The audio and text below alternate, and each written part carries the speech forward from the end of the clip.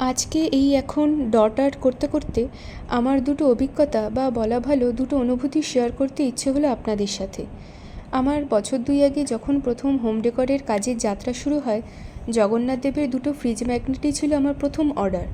তার আগে তো খাতায় পেন পেন্সিলে রং তুলিতে জগন্নাথ দেবকে আঁকতামই, কিন্তু ইচ্ছে হলো এবার কাঠের ওপর একটু এঁকে দেখি।